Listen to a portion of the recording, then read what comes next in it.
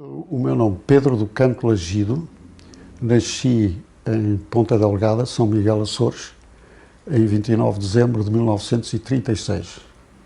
Portanto, não nasceu em Leiria. Não nasci em Leiria. Eu vivi a maior parte do tempo em Lisboa e comecei a minha atividade profissional. Bem, já agora posso referir que fiz o curso secundário, uma parte do curso secundário nos Açores ainda durante a Segunda Guerra Mundial, e depois, quando acabou a guerra, os meus pais vieram para Lisboa e eu passei a viver em Lisboa desde 45.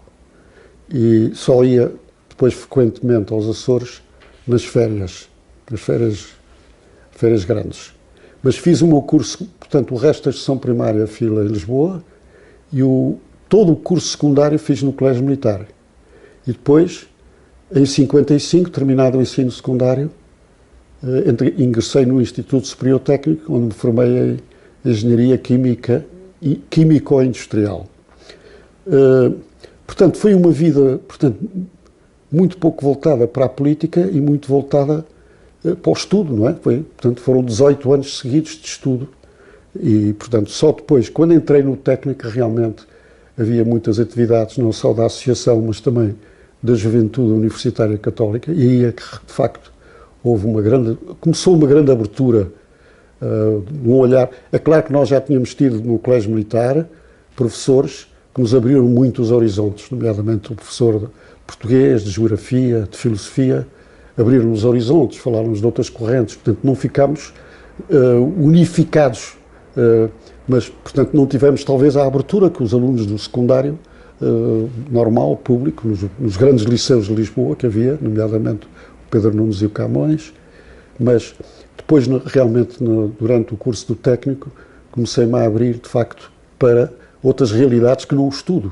Portanto, inclusivamente na ZUC, eu lembro muito bem na ZUC, que houve um trabalho extraordinário que era, nós éramos obrigados todas as semanas, havia um tema e um livro, e nós éramos chamados em turnos, digamos assim, para discutir, e depois a discussão, olha, isso abria-se a todas as pessoas presentes. Portanto, esse treino eu acho que foi muito importante e na abertura ao outro mundo, inclusive a capacidade de comunicação, aumentar a capacidade de comunicação. Portanto, eu tive essa experiência. Mas, de todo modo, o curso do técnico era um curso de 6 anos, muito difícil, e portanto, tínhamos muitas horas de estudo. Eu lembro, por exemplo, quando estava a preparar a cadeira de Matemáticas Gerais, que era uma das grandes, aliás, Matemáticas Gerais, Física 1, Física 2, eram cadeiras muitíssimo difíceis e que era muito difícil apanhar notas altas, porque, de facto, a exigência era muito grande. E eu cheguei a fazer 14 horas seguidas de estudo antes de fazer o exame de Matemáticas Gerais. Mas pronto, isto é apenas um pormenor. Mas, portanto, fiz o estudo, o curso completo no técnico, depois entrei no serviço militar, apanhei o período da guerra, do ultramar, e estive 3 anos. E nesse período, mesmo depois de sair, ainda fui chamado lá mais uma vez, já estava a trabalhar, e portanto, ocupou uma parte muito significativa. Portanto, tanto assim que eu comecei a trabalhar já com uma idade um bocado tardia, 26 anos, porque tive 3 anos ligado às Forças Armadas. Portanto, comecei a minha atividade numa empresa que nessa altura era muito pioneira, que introduziu o fabrico, ela e mais outra do Norte, mas ela foi a CIPAM, Companhia Industrial Produtora de Antibióticos, onde comecei a trabalhar nessa indústria, assisti à montagem e cooperei em áreas da montagem, e depois ainda lá estive a trabalhar 2 anos e meio. Depois vim para Lisboa, já vivia em Lisboa, isto é um pequeno lapso.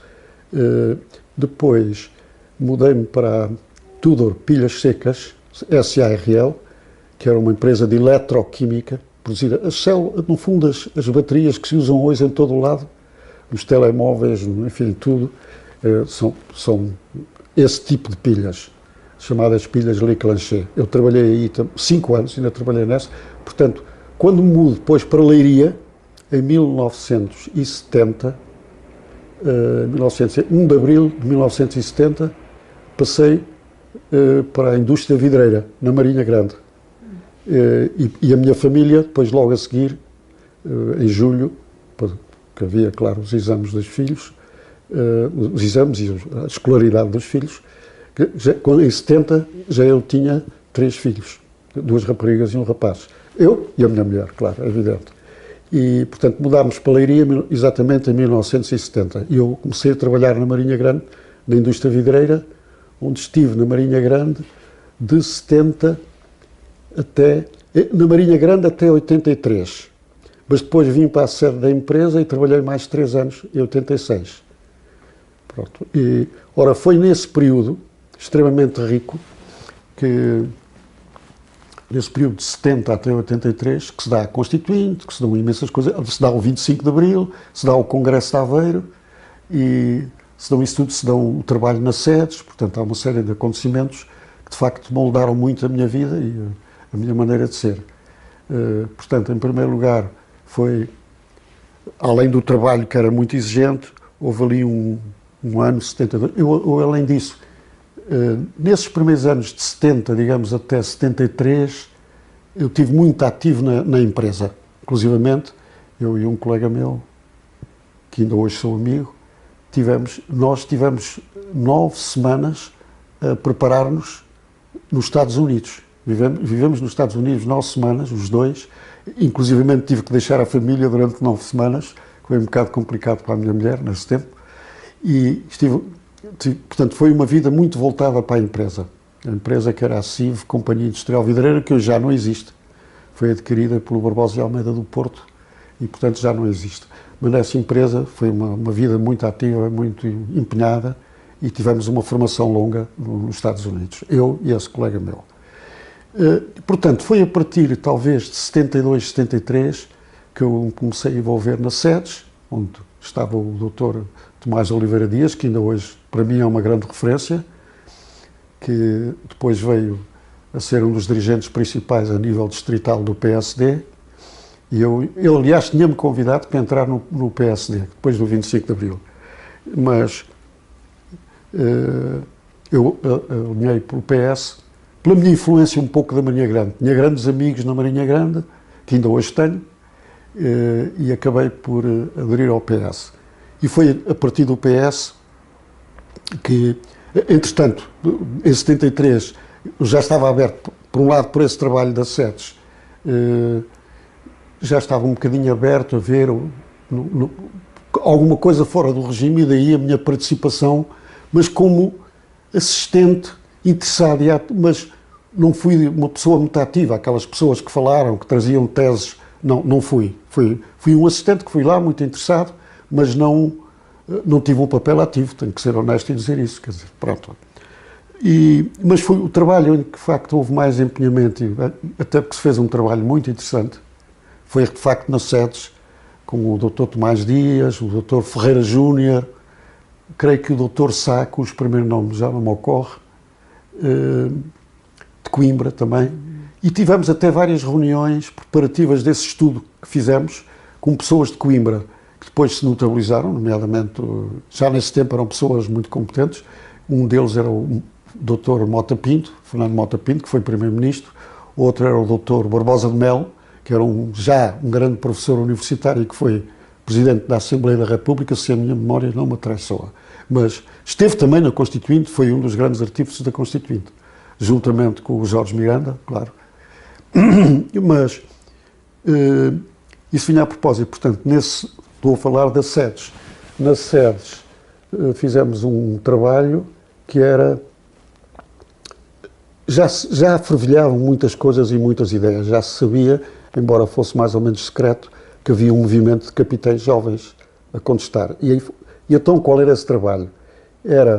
A SEDES queria ter um trabalho de vários cenários de como o regime iria evoluir, tendo em conta que havia o movimento dos capitães.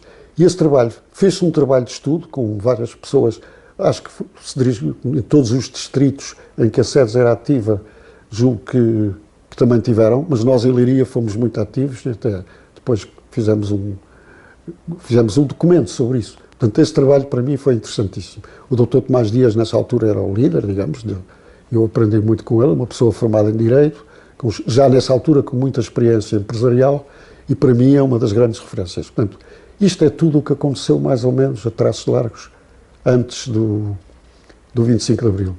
No 25 de Abril não há dúvida que houve um grande entusiasmo. O 25 de Abril teve várias fases antes de a democracia se instalar.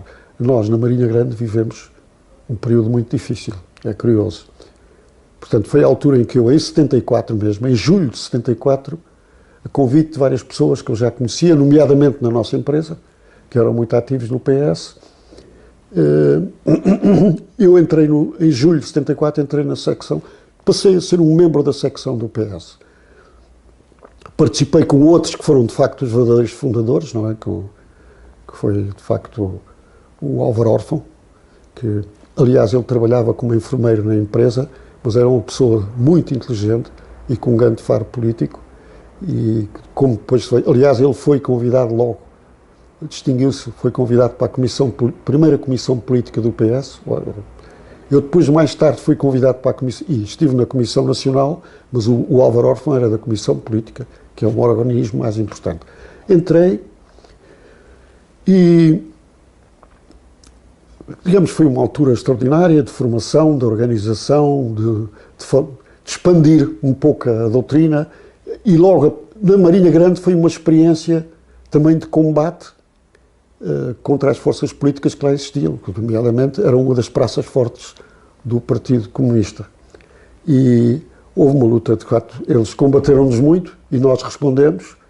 Lembro-me de manifestos e contra-manifestos desse tempo. Aliás, houve um período muito difícil. Em primeiro lugar, é curioso observar uma coisa que eu nunca mais me esqueço. É que o Partido Comunista, no princípio, teve um papel de moderação.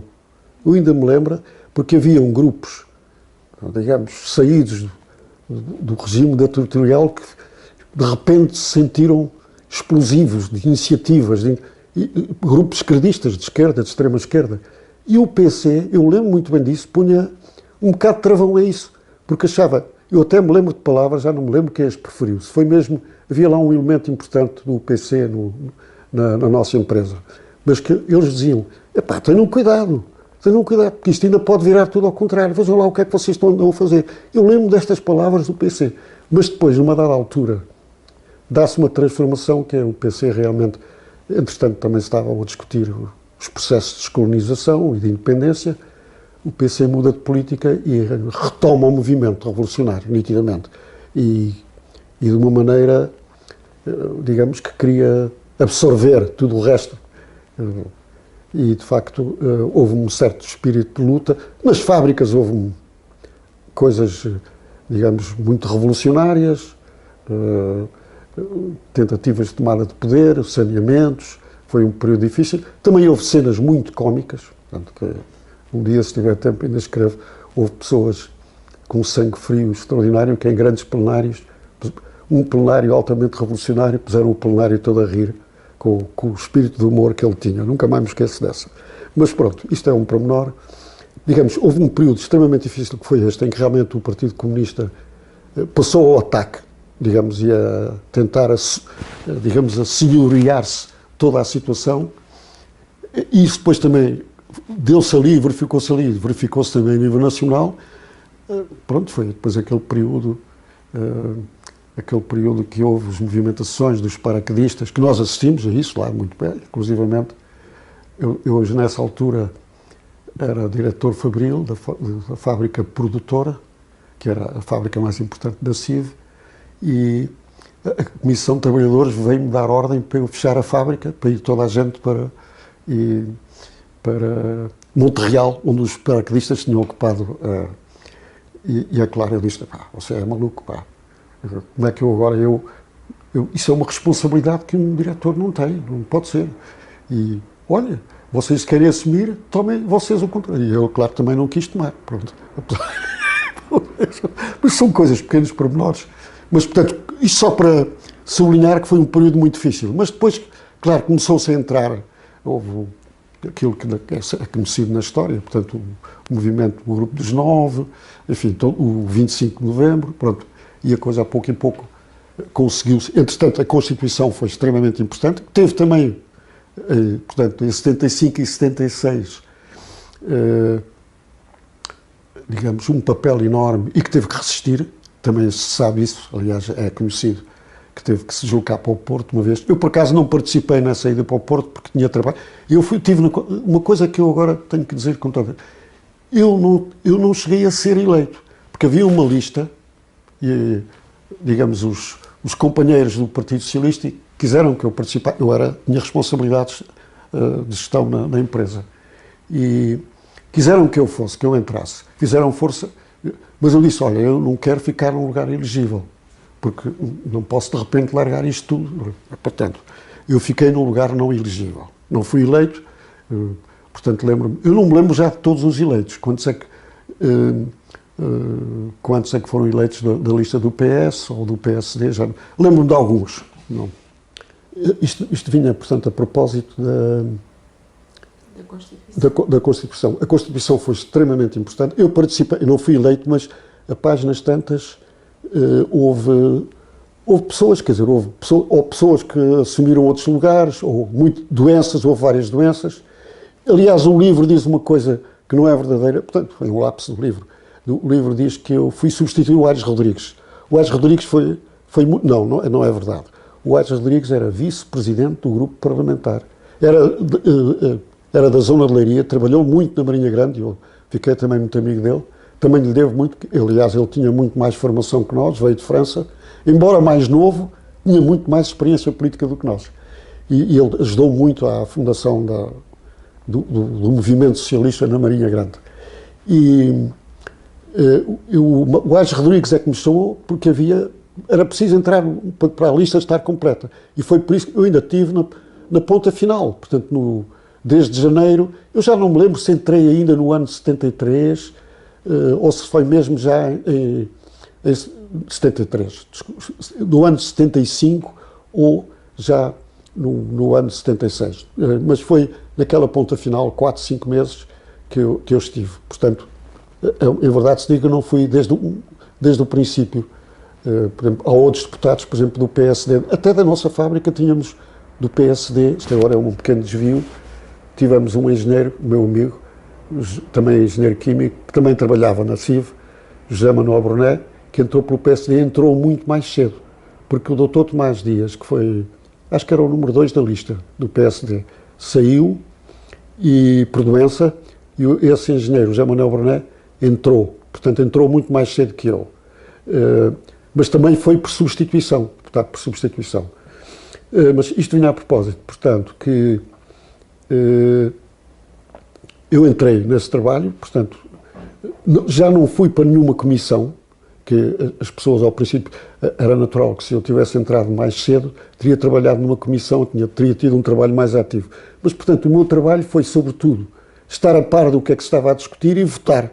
Os textos eram preparados nas comissões e depois, a pouco e pouco, se ia discutindo, texto a texto, até se chegar à ponta final. Portanto, o meu trabalho não foi...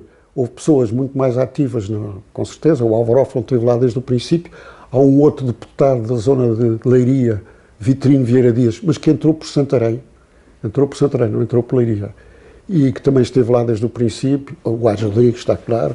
Eu não fui dos que trabalhei mais intensamente, embora tenha dedicado, na medida do possível, enfim, conhecer os temas e votar responsavelmente. Portanto, tive umas intervenções sobre coisas antes da ordem do dia, que aliás ali o livro relata, não vale a pena estar aqui a referir, e assim este foi o meu trabalho, portanto, na Constituinte.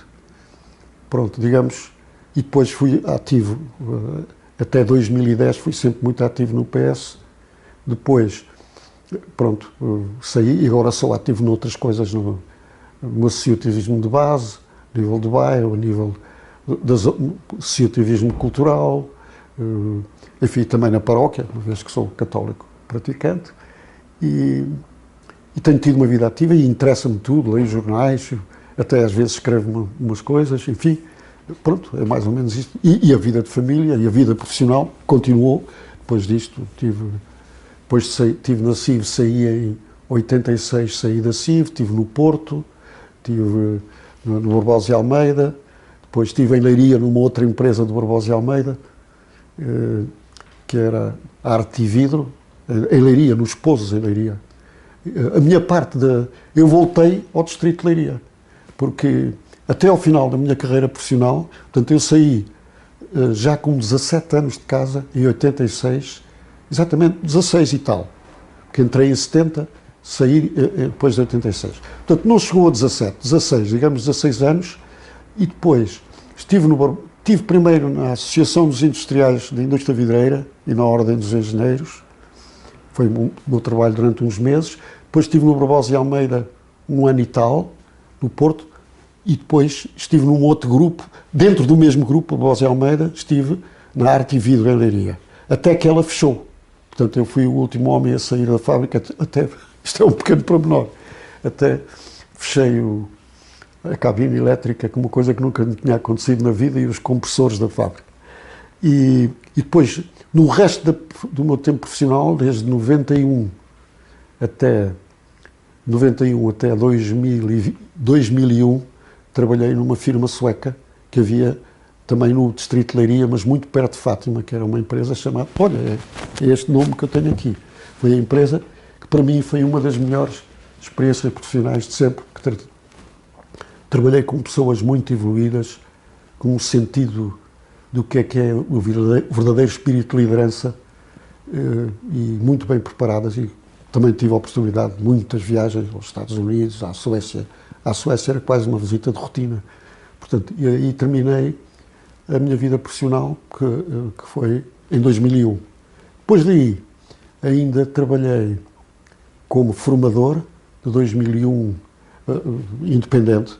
Tirei um curso de formação de formadores e dediquei-me à formação nas empresas. Trabalhei em vários sítios, trabalhei numa empresa do Montijo, trabalhei muito conhecida, Ramazotti. Trabalhei também num hotel, a dar formação sobre qualidade. Enfim, fiz. Também trabalhei no seminário de Leiria a fazer um curso de liderança. Fiz uma série de cursos. Até que, praticamente, 2005, 2006, também vi que havia uma grande crise nas atividades de formação. Havia muita gente a trabalhar e, a páginas tantas, a formação não tinha conteúdo. Era mais para a empresa ir buscar umas verbas.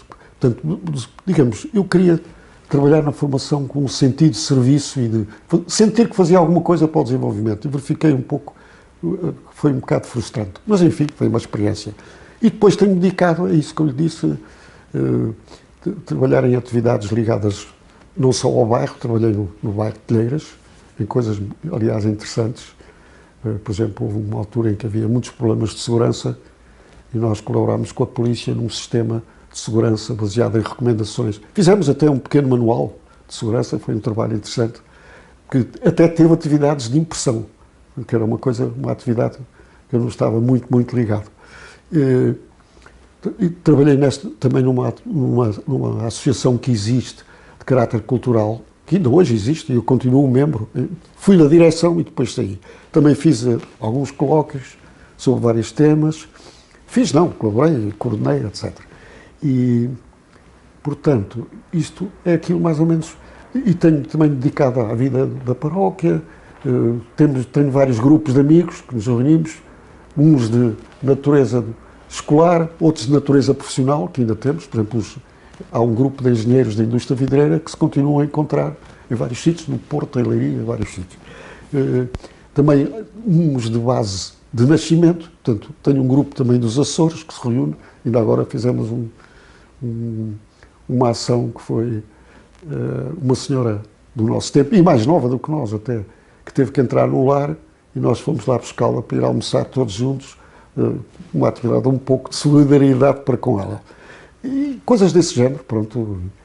E claro, a família dá também muito, como vocês já veem, as famílias hoje têm, e hoje os avós têm que ser um bocado os apaga-fogos, e temos esse trabalho de ajudar, mesmo a geração dos 50 anos que está a trabalhar, que tem tido problemas, e os avós, felizmente têm tido mais ou menos a reforma sempre em ordem, a tempo e horas, e a gente tem que ajudar, pronto, e os netos, e etc. Pronto. E, portanto, é uma vida que eu tenho que ter planeada, porque há tanta coisa para fazer que a pessoa tem que ter um planeamento às vezes mais rigoroso do que tinha quando trabalhava numa empresa.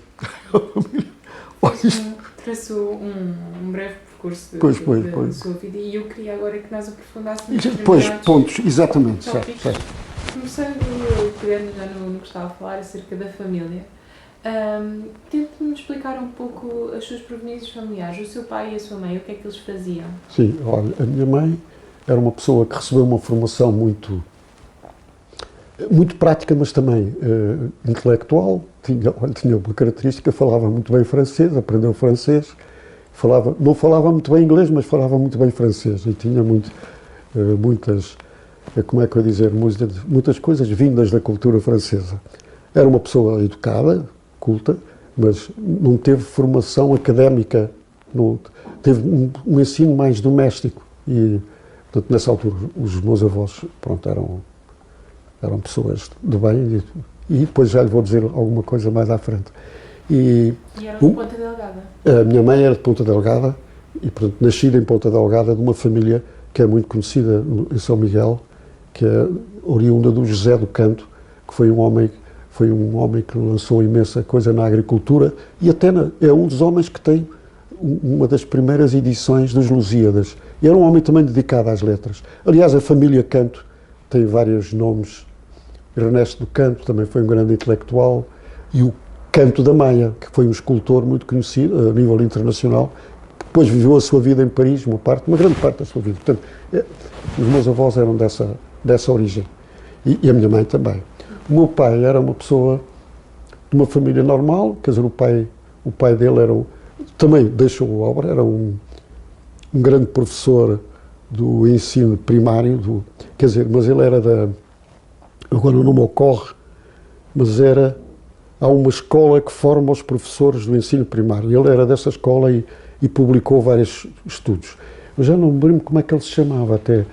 Ele era Lagido, não tem nada a ver com os cantos, Lagido, e o meu pai era formado em Económicas e Financeiras, Ciências Económicas e Financeiras, que era como se chamava o curso ao princípio, e a primeira atividade dele foi inspetor fiscal. Por isso ele teve várias locações aos Açores, foi aí que conheceu a minha mãe e pronto, e casaram e deram origem a uma família de 6 filhos, 5 rapazes e uma rapariga. Depois, uma dada altura, o meu pai, que não tinha um lugar fixo, julgo eu, isso não deixou memórias sobre isso, mas não teria uma função fixa nos Açores, veio viver para Lisboa e daí nós mudámos para Lisboa. Acontece, quando eu tinha 10 anos, o meu pai e a minha mãe divorciaram-se. Pronto. E, portanto, digamos que eram casados pela igreja? Eram casados pela igreja, eram casados pela igreja, até porque os meus avós eram católicos e tal, portanto isso, ele que não era assim um grande religioso, casou pela igreja. Mas separaram-se e, portanto, mais tarde, muitos anos mais tarde, ele entretanto teve a sua vida, uma vida separada, ele também voltou a casar e morreu também já em 1968. A minha mãe continuou a viver e depois também casou. Estava eu já no final do ensino secundário, portanto, para aí com 17, 18 anos, quando ela casou. Mas portanto, não era comum ter pais? Não, nessa altura não era comum. E era um problema um bocado, até digo que na minha frequência do colégio militar era um problema um bocadinho complicado. Quer dizer, saber-se que os pais eram divorciados. Portanto, as pessoas nunca falavam, eu falava pouco de coisas de família. Embora a minha mãe tenha sido extraordinária, porque pronto, aguentou 6 filhos. Claro que teve uma grande ajuda do avô. Daí, de facto, o meu avô tinha uma grande... Portanto, era um proprietário rural, tinha uma pequena fábrica de material de embalagem para a indústria de exportação dos ananases, dos Açores, e, portanto, e também tinha uma atividade de solidariedade social muito grande, foi durante muito tempo vice-presidente e presidente de um lar de idosos, que em Ponta Delgada, que era uma obra única, não havia, ele realmente também se dedicou a isso. Mas, portanto, foi graças a ele que nós pudemos estudar os 6 e a ajuda dele, e ele até passou a ser mesmo, nessa altura, legalmente, No colégio militar era preciso. Nos outros, houve 2 filhos que foram para o colégio militar. Eu e o meu irmão João, que é logo a seguir a mim. E ele tinha que ser o nosso, como é que se diz? Agora há uma palavra para isso que não me ocorre agora. Ele tinha que ser uma espécie de responsável, não só pelos estudos, como a parte de pagamentos das respectivas propinas. E, portanto, ele foi o nosso, digamos, falta-me essa palavra, mas foi o nosso, responsável pela nossa educação. E, portanto, 2 nos formámos, os outros 3 formaram-se, acabaram o curso. 2 tiveram ainda frequência universitária, o António e o Jorge, mas não acabaram o curso. Depois tiveram várias atividades. O António acabou por viver na Suíça, quase toda a sua vida, casou e eu hoje tenho sobrinhos suíços. O Rui, que eram 2 gêmeos, os 2 mais velhos, eram 2 gêmeos. O Rui também não acabou, dedicou-se à hotelaria, ao turismo e foi viver para a Espanha. Eu hoje tenho 5 sobrinhos espanhóis, portanto, a internacionalização da família. E, não sei se não estou já a ceder um bocado a sua pergunta. Não, perfeito. Pois. Depois também ingressa no técnico, no técnico, e disse que se aproximou da JUC. Da JUC, exatamente. Trabalhei ativamente na JUC, foi uma grande... O que é que fez aproximar da JUC? Bem, eu já era católico, pronto. Eu digo, até há uma coisa curiosa no meu catolicismo. Durante a guerra, vou-lhe dizer que é assim, durante a guerra, ou pronto, no final da guerra, quase, os meus pais tiveram que vir para Lisboa e deixaram os filhos, uma parte entregue ao meu avô e eu fiquei entregue a um grande amigo que estava lá em São Miguel, que era oficial do Exército e que era muito amigo, sobretudo, da minha mãe, e eu fiquei na casa dele. Portanto, eu, com 7 e 8 anos, fiz a 2ª classe. A 1ª classe tinha feito normalmente na Escola Normal de Ponta Delgada, dos 6 para os 7. Depois, na segunda, aconteceu-me isto. Fiz a 2ª classe e então os meus irmãos estavam todos a preparar-se, e aí vou ao ponto que tinha dito, para a primeira comunhão, e eu fiquei lá, na casa desse capitão de artilharia, e a uma dada altura os irmãos foram fazer a primeira comunhão, e eu fui chamado lá ao padre, que também ia dirigir, e fez muito regatório, e eu chumbei. Portanto, eu nunca cheguei a fazer a primeira comunhão. Depois, no colégio militar, apareceu um padre, um homem extraordinário. Quer dizer, era um padre diferente desse tempo, porque para ele o humano era uma coisa importantíssima. E esse padre é que, no fundo, pela a beleza do seu testemunho, que me fez aderir ao cristianismo. Tanto que eu nunca cheguei a fazer a primeira comunhão. Eu, um dia, depois, no processo de cristianização, adesão à fé, a pessoa vai à aula, sabe, e tal, fui comungar, se calhar até nem sabia ainda muito bem a doutrina.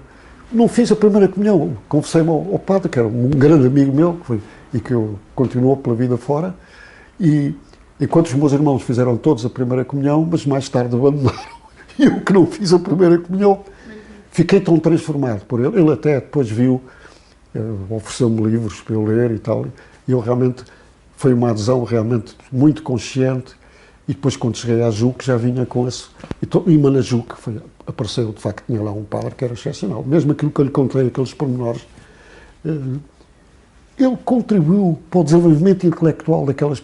A JUC fazia exposições de livros. Nessa altura, uma coisa curiosa é que praticamente não havia livros, mesmo de doutrina, havia muito poucos livros em português. Havia em espanhol, francês e inglês. E muitos livros eram em francês, mas ele fez exposição de livros para aumentar a nossa bibliografia, desenvolveu e, ao mesmo tempo, puxou pelos aspectos de fé, mas foi muito importante. E realmente na JUC desenvolvimos.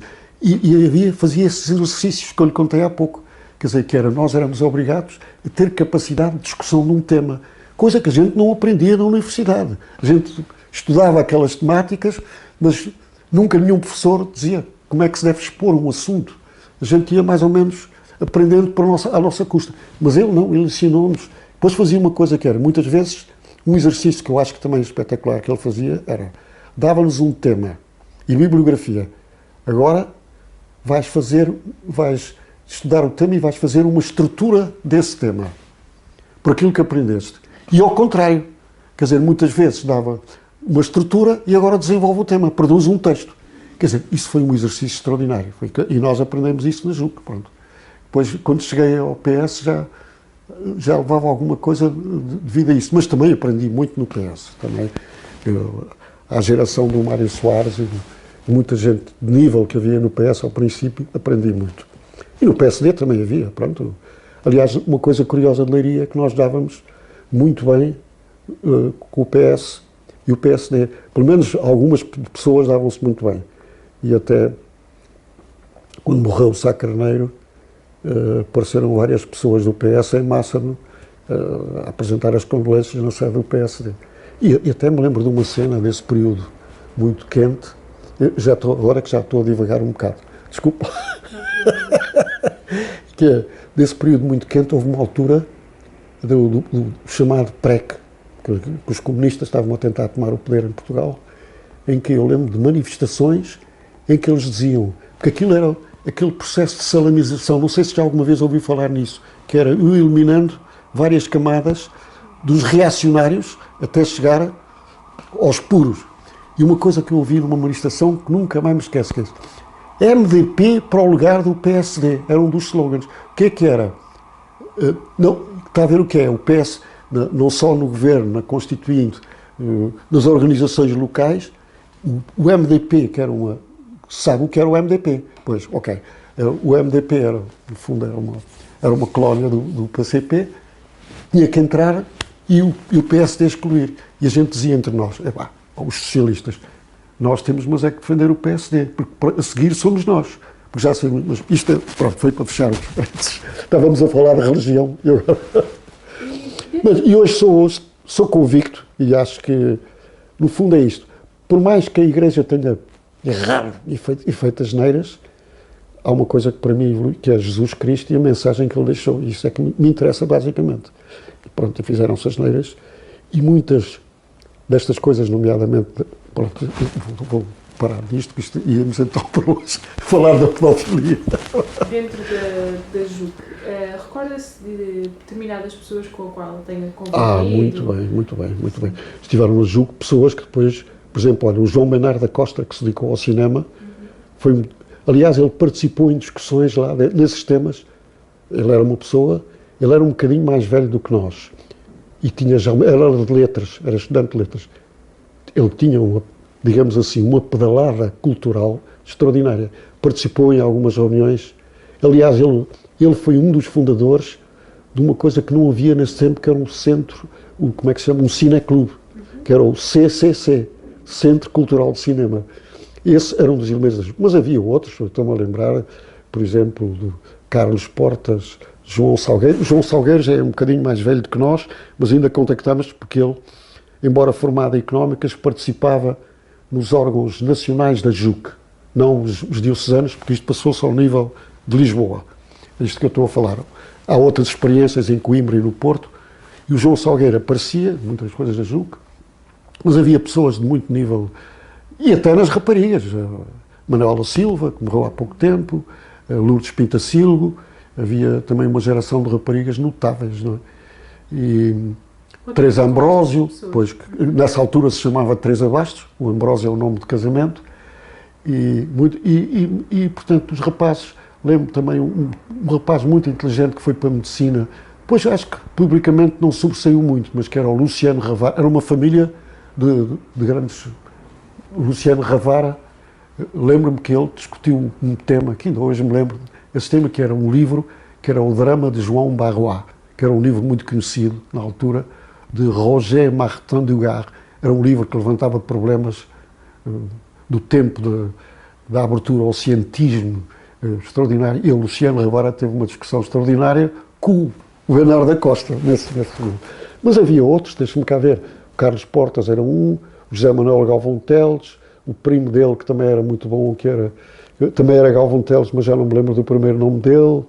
Havia o Fernão de Gomes da Silva, da Agronomia. Eu sei lá, havia, por exemplo, o Ramalheira de Económicas, que foi secretário de Estado do Tesouro, era uma pessoa muito importante também na parte de solidariedade social. havia muitos nomes.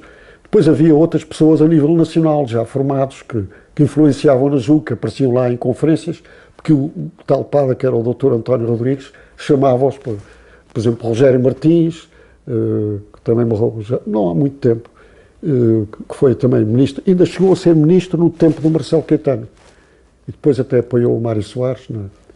Mas lembro-me, eu tenho até uma lista com os nomes deles, são muitos. Pedro Taman, por exemplo, estou-me a lembrar, outro homem ligado à literatura.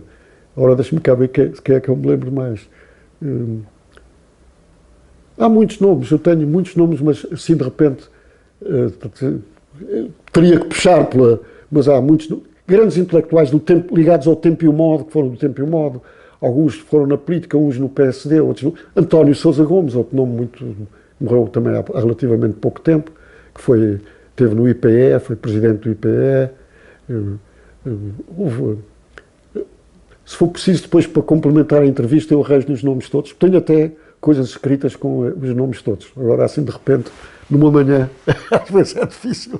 Tinha referido que depois de completar o curso foi fazer o serviço militar. Sim, eu aliás fiz o curso no 6º ano, até por uma mania que eu tive, e que depois vi que foi uma falta de sabedoria ter feito isso, que foi, eu tinha perdido um ano no Colégio Militar, o primeiro ano do Colégio Militar perdi, e eu lá, por um lado, tive muito tempo doente, mas também cabelei muito, e deu-se no período do divórcio dos meus pais, portanto eu andava muito desmiolado e descontrolado, e chumbei no primeiro ano, mas depois arredei caminho, e depois pensei, não, eu vou fazer a tropa no 6º ano, que é um ano mais fácil, e a ganho um ano, pronto, o ano que perdi ganho, mas depois foi mais asneira, porque acabei por não ter tempo para estudar, até ainda por cima, uma dada altura que eu estava a preparar os exames, o meu comandante da unidade chamou-me, Lagido, despache-me essas cadeiras que em agosto embarca, ele disse-me isto foi suficiente para eu,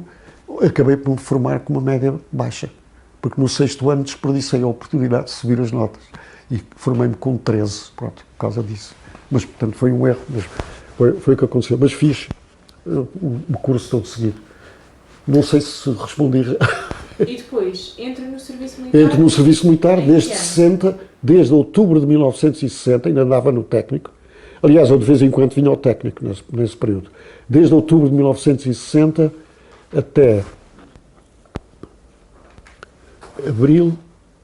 ao fim de abril de 1963. No dia 1 de maio, saí do serviço militar.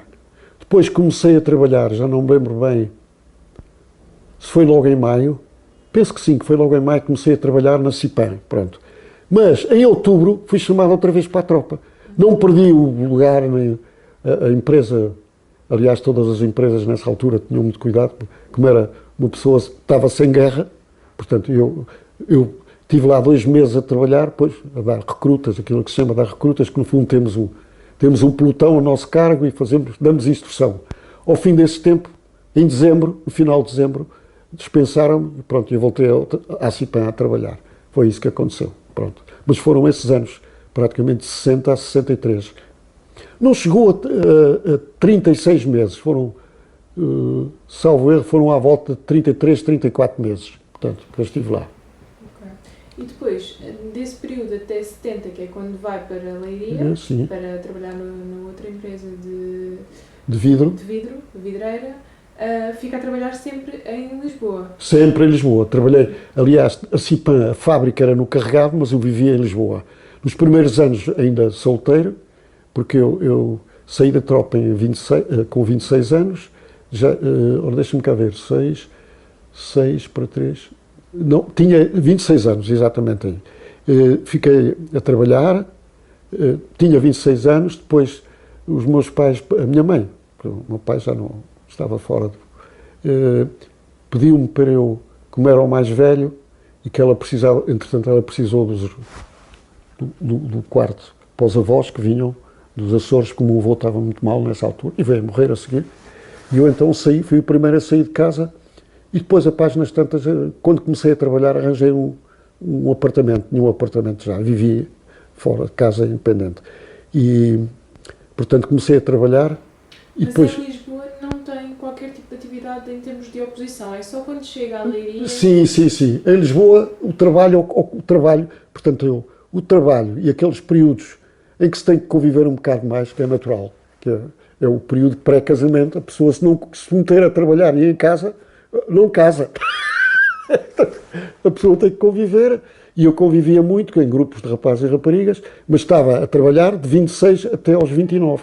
Ainda vivi nesse apartamento, aliás, eu vivi com a minha mulher nesse apartamento ainda um ano e tal. Portanto, que era um apartamento na Miguel Bombarda, num sítio muito central de Lisboa, e eu vivi aí desde os 26 anos que saí da tropa até aos 29 anos em que casei. Depois ainda vivemos, e depois é que passámos para uma casa maior, depois tivemos a primeira filha, mas, portanto, mais ou menos foi assim. Pronto. Okay. E depois, em 1970, vai então Vamos para a Maria. Entretanto, em Lisboa, eu estava a esquecer de referir, trabalhei nesse emprego, nesse trabalho, que foi a CIPAM, até outubro de, deixa-me cá ver, 1900 e, deixa-me cá ver, que agora estou com um bocado, portanto, eu saí em 63, saí em 65, pronto, saí da CIPAM, portanto, trabalhei maio de 63 até outubro de 65, estive na CIPAM. Depois saí, também foi uma decisão errada, mas pronto, já passou o tempo e já não posso emendar, porque era uma empresa com muito mais futuro, que para a Tudor fui. E ainda estive na Tudor 5 anos. Depois, entretanto, casámos e quando eu me casei já estava na Tudor, com 29 anos.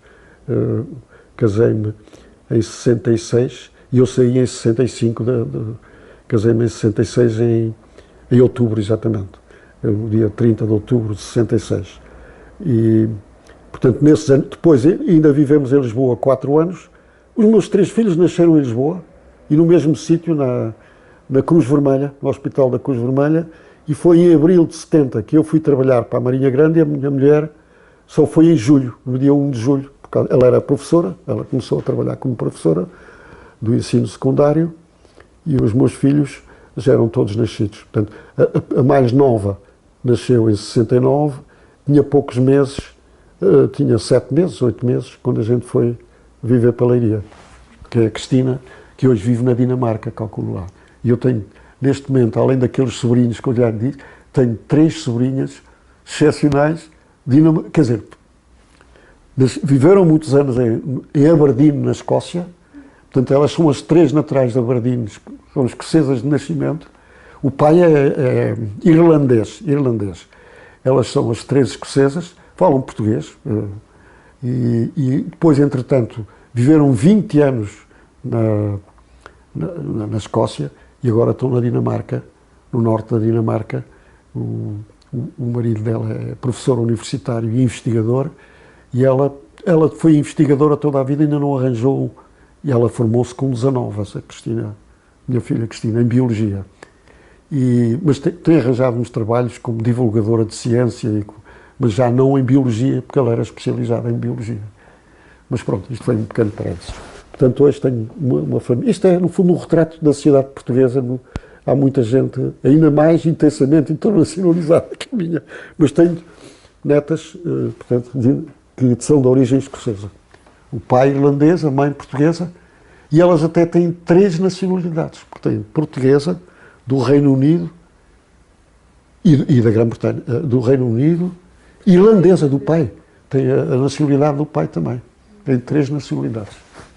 Depois, em 1970, vai então para a Leiria para trabalhar e sente uma grande diferença entre aquilo que era Lisboa e o que era Leiria, Marinha Grande, em termos de, por exemplo, começou aqui a ter uma atividade política e uma atividade dentro da oposição também maior. Como é que era a oposição em Leiria? Olha, Leiria de facto era um setor muito ativo. Em Lisboa era uma cidade maior, havia com certeza...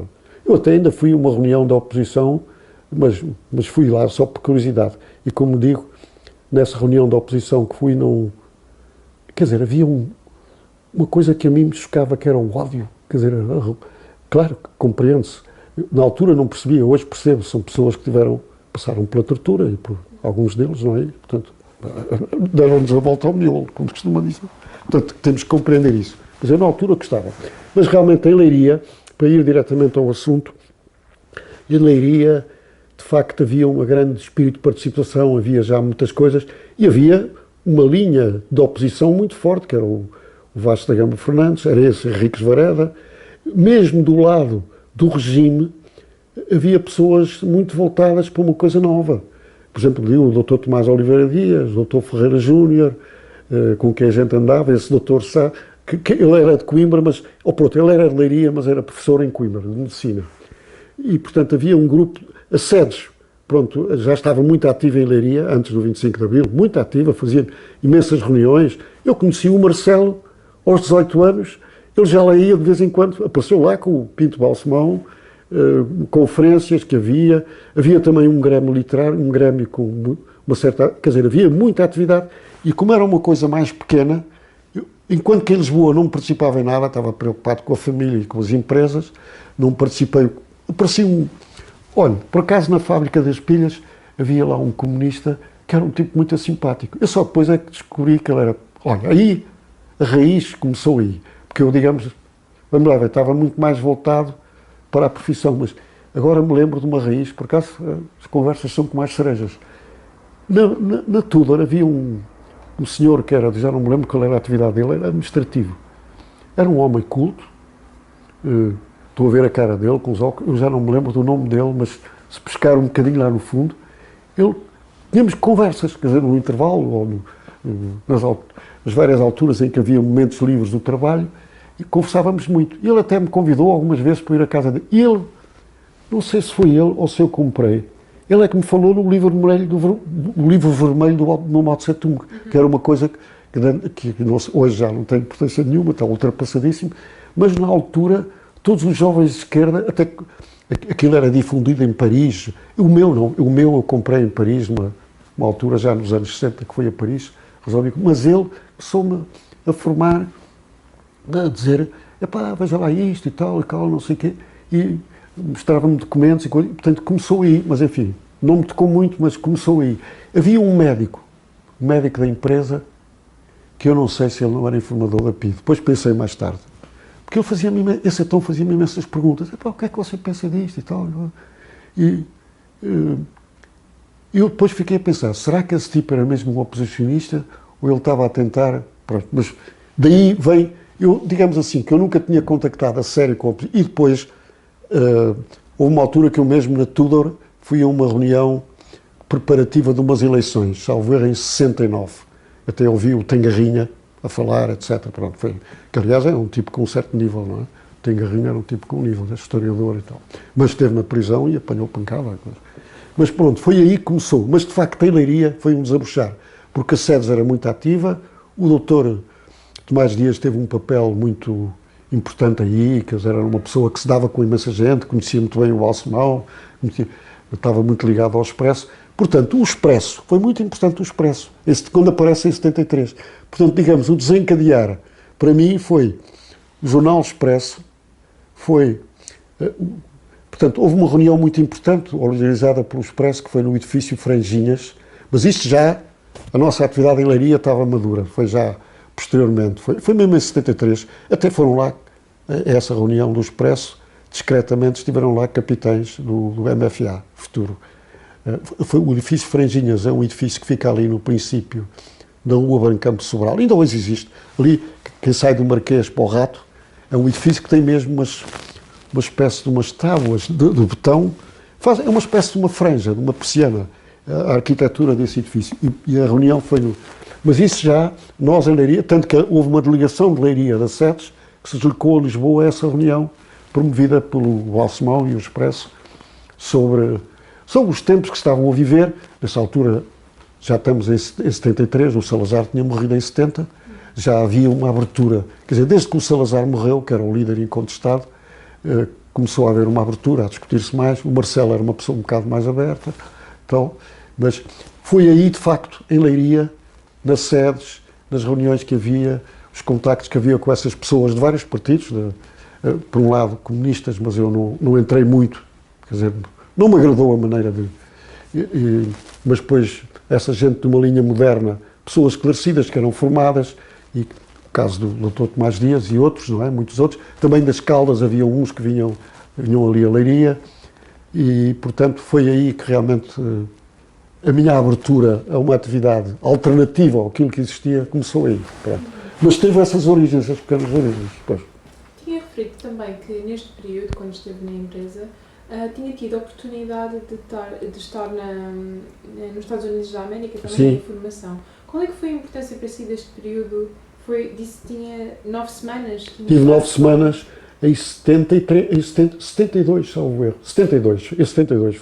Eu e esse meu colega, que era engenheiro técnico, ainda me lembro muito bem dele, ainda hoje nos damos na tal tertúlia dos técnicos vidreiros, e tratamos por tu, somos amigos, tivemos os dois. Isso foi muito importante em termos de gestão, quer dizer, de vidro, aprendemos a tecnologia e até fizemos um curso de encarregados de uma semana.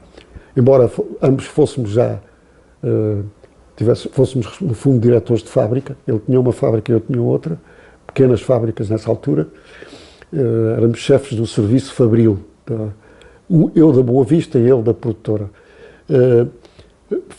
Fizemos um curso como se fôssemos encarregados da produção, portanto, como é que se trabalhava com a máquina, que molda o vidro, etc. Portanto, tivemos um curso, mas depois, para nós, a mim, aquilo que nós visitámos fábricas, vivemos o dia-a-dia das fábricas, íamos às reuniões matinais, porque todas as fábricas, e eles tinham um estilo de gestão, uma estrutura de gestão que era, a reunião da manhã era importantíssima, logo de manhã. Nós já tínhamos isso na Marinha Grande, mas aquilo que se falava, os elementos, os parâmetros de gestão que se discutiam e se apreciavam a sua evolução, foi muito importante. E depois a própria organização, como estava organizada a burocracia interna, que era extraordinária, eles já estavam a começar, isto em 73, eu depois voltei lá mais tarde, e então o processo já estava todo informatizado. Em 79, eles já tinham praticamente a digitalização, não uma digitalização completa, mas já tinham, digamos, eles já estavam a começar com a informatização a sério, nomeadamente no forno. O forno era, portanto, que era, digamos, não vou entrar nesse pormenor que é técnico, mas foi sobretudo como é que se organizava uma empresa, digamos, bem gerida. Por um lado a tecnologia, saber como é que se... Mas por outro também, digamos, a condução de homens e a organização, as responsabilidades, a utilização de dados, portanto, os indicadores de gestão. Portanto, aí aprendemos imenso sobre indicadores de gestão, porque os americanos tinham uma estrutura de indicadores de gestão, e aí acho que foi um passo em frente, grande, como técnicos da indústria. Mas, da realidade política ou social, por acaso, olha, até tivemos uma coisa engraçada que nunca mais me esqueço, uma dada altura, que nós estivemos em Toledo, no Ohio, que é muito perto do Canadá, depois estivemos na zona de Nova Iorque, numa fábrica que tivemos, no final, tivemos numa fábrica de Nova Iorque, mas entretanto estivemos na Flórida muitas semanas, já não posso precisar quantas, e na Flórida aprendemos também, mas isto vinha a propósito de uma coisa qualquer que eu queria dizer. Pois isto de propósito, que na Flórida, exato, já sei o que é que ia dizer, na Flórida então vivemos o dia-a-dia da fábrica e vimos como as coisas eram organizadas, as discussões de manhã na reunião da fábrica, com o diretor da fábrica e com os responsáveis dos vários setores.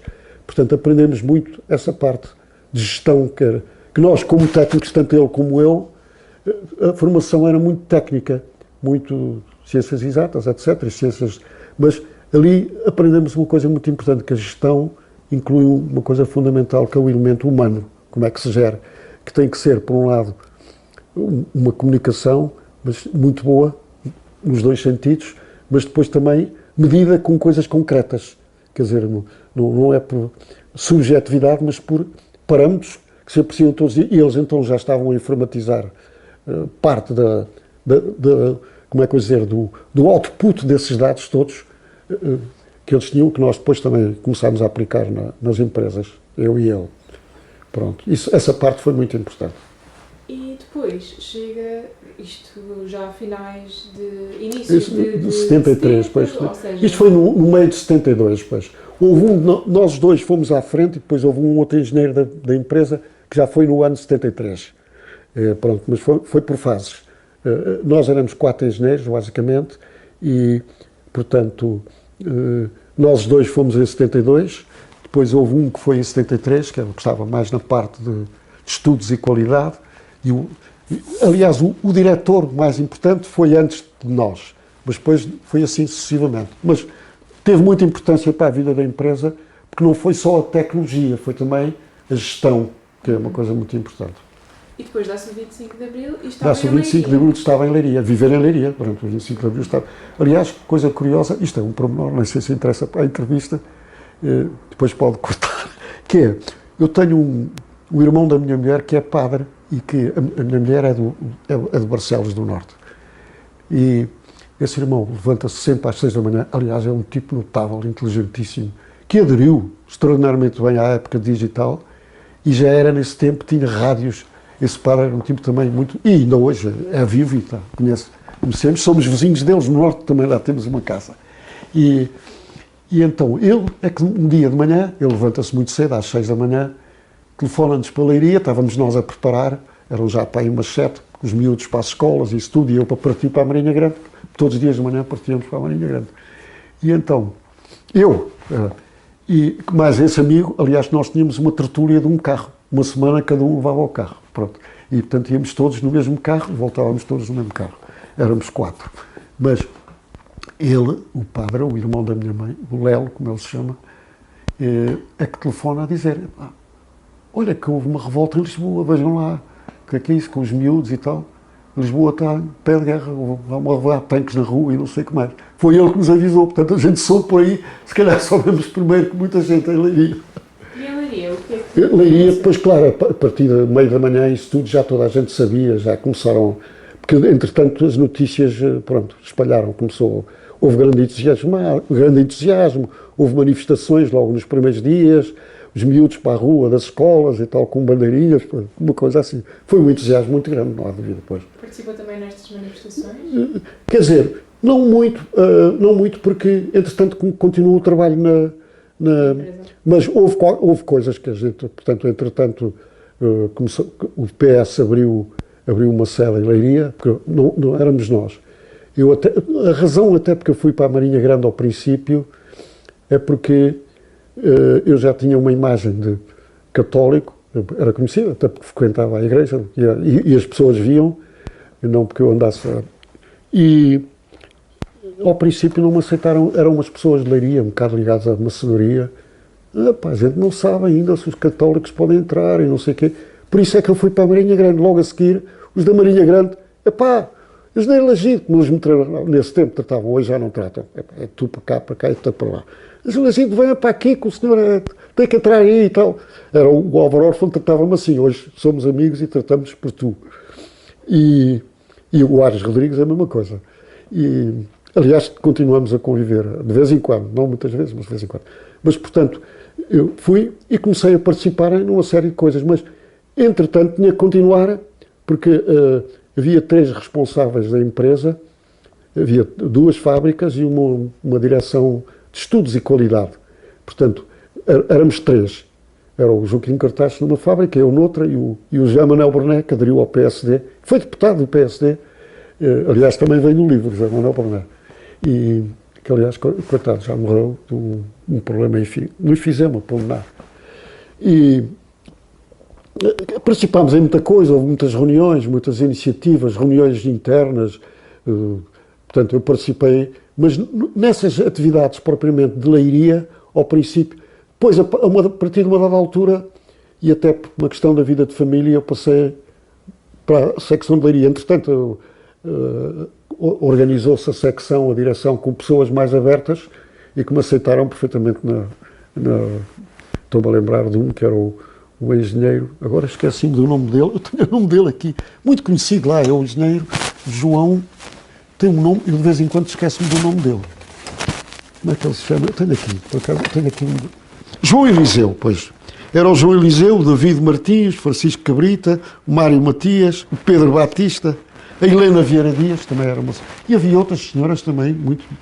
Portanto, depois, pronto, começou a atividade do partido, as atividades fora, reuniões nas aldeias, etc. Fizemos isso, grandes voltas, pronto, e de facto...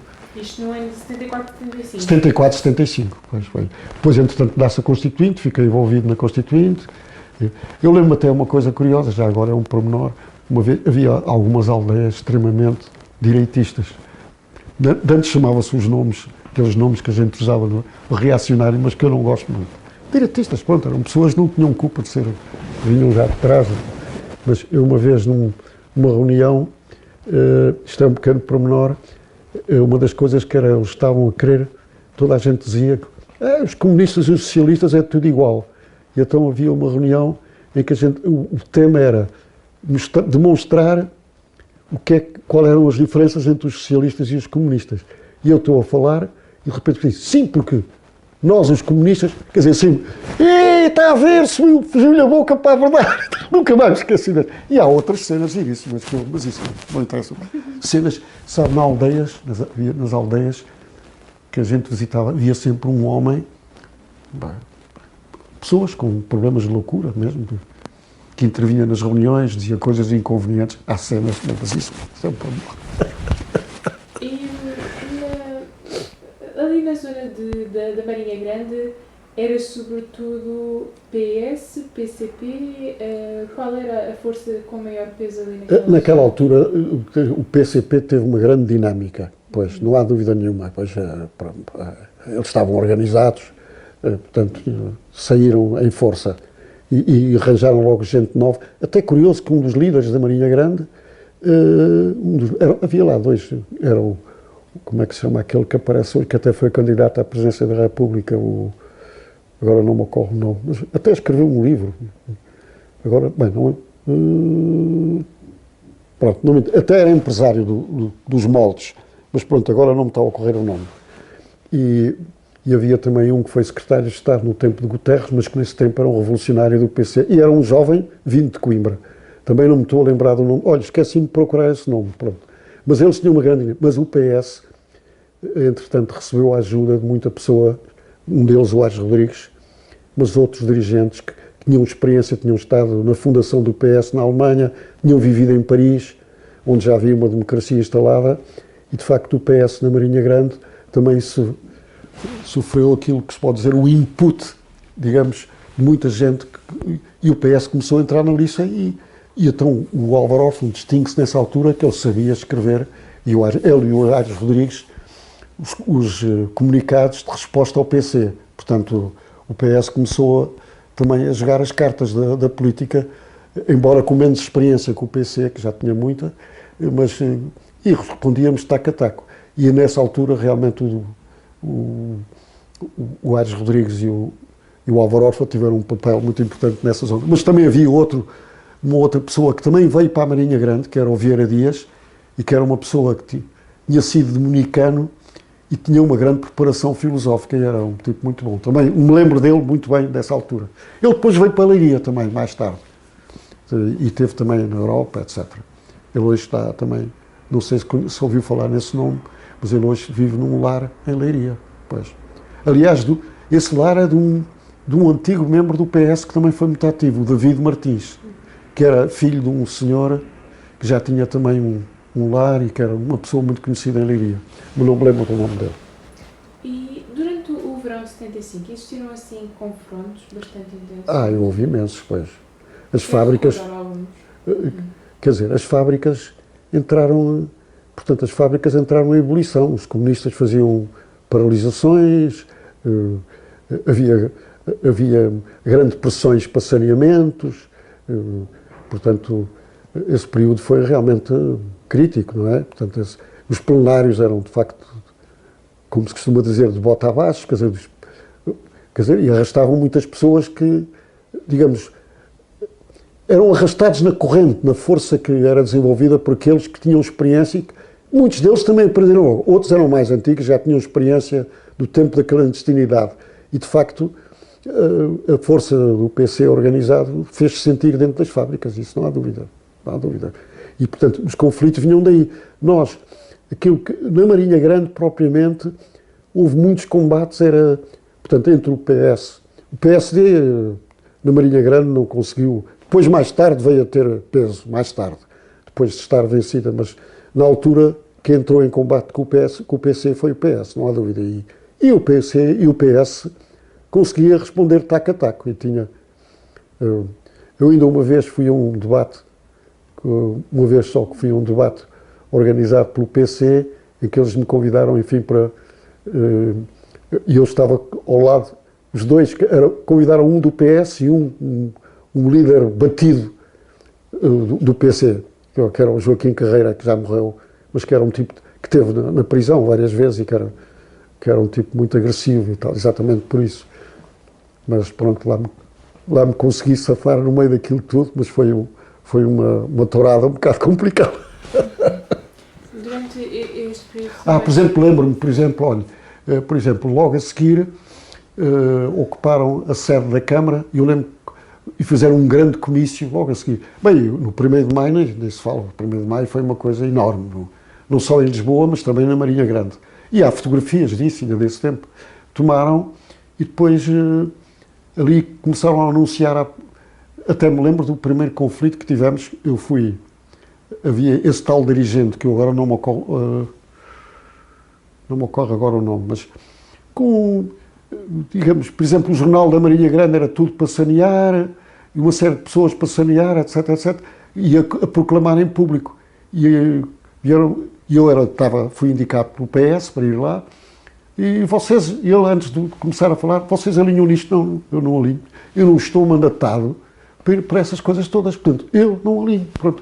E foi assim, eles lá saíram para fora como grandes parangonas anti-sistema, o sistema antigo. E eu não alinhei nisso, pronto, porque também não estava mandatado, não ia começar ali a dizer. Mas houve de facto quer dizer, vamos lá ver, nas fábricas houve também listas para, eu lembro-me de uma dada altura, a coisa agudizou-se, eu sei que estava numa das listas de saneado, quer dizer, e era um encarregado que estava nomeado para ser o diretor da fábrica e outras coisas parecidas. Foi coisas deste género, não é? Houve greves. As greves até de maior significativos ainda foram no ano 73. Portanto, eles estavam alinhados com o MFA e, portanto, estava-se em greves em 74, pouco tempo antes do 25 de Abril, as fábricas da Marinha Grande pararam todas. No 16 de março, por exemplo, quando houve aquela tentativa, as fábricas da Marinha Grande receberam ordens mas isso é antes do 25 de Abril. Pronto. Mas depois isso agudizou-se a partir da altura em que o PC decidiu que ia comandar o processo revolucionário em curso, chamado PREC, o conflito foi permanente. E sobretudo isto, o saneamento das pessoas que eles consideravam que estavam ligadas ao regime, embora fossem responsáveis de fábrica, os comandos todos, as direções, e depois na rua, em tudo, era uma luta de comunicados. Quer dizer, não houve assim, por exemplo, não houve coisas violentas. Bem, houve umas coisas, uma ou outra, eu acho que houve ameaças de pistola em punho com algumas pessoas, mas não houve assim casos de violência extrema. Mas havia muita agressividade no dia-a-dia, neste espírito de tentar renovar, mas com violência, com uma certa agressividade. Em Leiria, eu nesse período não estava em Leiria, pronto, vivia em Leiria, mas não assumi. Lembro-me, por exemplo, agora lembro-me de uma coisa, eu por acaso até nesse dia estava fora de Leiria, vim a Lisboa, isto já em pleno período do PREC, lembro-me que, já não me lembro bem se foi 76, se foi 77, em que a tropa teve que intervir, quer dizer, foi quando houve um movimento direitista, digamos assim, anti-PC, em que assaltaram as sedes do PC, agora não me lembro bem o ano disso, só se for em que, de facto, em Leiria houve uma série de gente que tentou atacar, entraram no gabinete do Dr. José Henriques Vareda e de um outro advogado muito conhecido, até porque era do meu grupo de ginástica, mas eu aliás, em casa tentei ver se me lembrava do nome, aliás, era uma pessoa que era um coração de ouro, no fundo, mas que era obrigado a ser muito agressivo, mas que era um coração de ouro, uma excelente pessoa, mas que veio morrer depois com um cancro mais tarde. Ele era da nossa ginástica, jogava futebol connosco, mas pronto, esse também, o gabinete dele, porque ele era conhecido como comunista da cidade, houve uma reação de direita que atacou esses dois grandes mentores da linha do PC no período, e houve, digamos, o COPCON foi chamado para fazer a ordem, e houve tiros, e até houve 1 ou 2 mortos, já não me lembro bem, de alguns desses revolucionários de direita que tentaram. Isto já no período PREC, quando se agudizou. Agora, isso teríamos que ir. Isso é uma coisa que é interessante ir buscar a história disso. Aliás, em Leiria há pessoas que devem ter uma memória mais fresca que a minha. Mas isso foi muito importante nessa altura. Foi o queimar os escritórios, pegar fogo aos escritórios do Dr. Varela e destruir. E desse outro dirigente comunista que era um advogado também. Era um advogado muito conhecido, que aliás depois desses incidentes todos viveu e fez a sua vida de advogado, e eu até, em algumas questões de empresa, digamos, ele era um advogado defensor e tive grandes diálogos com ele, pronto. Mas ele teve um período mau, assim como o Dr. Varela, que tinha uma das grandes bibliotecas de Leiria e que lhe destruíram isso tudo. Ele também continuou depois disso, a ser um advogado muito ativo. Também era uma pessoa, ele era muito agressivo, mas também era uma boa pessoa. Ele, aliás, morreu, se calhar tem essa informação, ele morreu de automóvel na estrada, teve um ataque de coração, ainda teve, digamos, e caiu para o lado, não caiu a conduzir, quer dizer, parou o carro e depois caiu e morreu. O Dr. José Henriques Varela era uma pessoa um bocado obesa, mas com muita genica, e era uma pessoa muito inteligente, mas pronto, defensia, era o nosso inimigo. Pronto, ou adversário, digamos assim. Mas Leiria teve também esse aspecto, essa coisa, e o ataque permanente, pronto, não houve assim, a não ser digamos, essa manifestação de direita que houve. Aliás, acho que a Igreja teve um certo papel nisso, porque era tentar a luta contra a ditadura comunista, e teve um papel, e portanto, tentar atacar os tais elementos progressistas comunistas, pronto. Não atacaram o PS, nem o PSD, mas isso aí foi. Mas o que havia era um movimento, em Leiria, propriamente vandalismo revolucionário não houve, exceto isso. Aí houve mesmo ordem pública e houve tiros na rua. Eu ainda me lembro dos sítios onde as balas rasgaram, ali ao pé daquela fonte muito conhecida de Leiria, houve lá riscos das balas na parede, que eu vi isso. Pronto. E disseram-me, eu por acaso nesse dia estava fora de Leiria, vim a Lisboa, à sede da empresa, e houve de facto essa grande, portanto, a tal manifestação de direita, que foram às sedes, que em Braga também aconteceu, e noutros sítios do país, e isso teve de facto também um grande impacto em Leiria, até porque os comunistas eram fortes nessa zona centro, não é? Leiria e Marinha Grande. Só recordando aqui, no dia 25 de abril de 75 deram-se também a primeira possibilidade de votar pela primeira vez. Exatamente, em 76. Não, em 75, exatamente. Foi exatamente no dia 25 de abril, exatamente. E como é que foi votar para si pela primeira vez? Lembra-se de facto, foi uma grande emoção.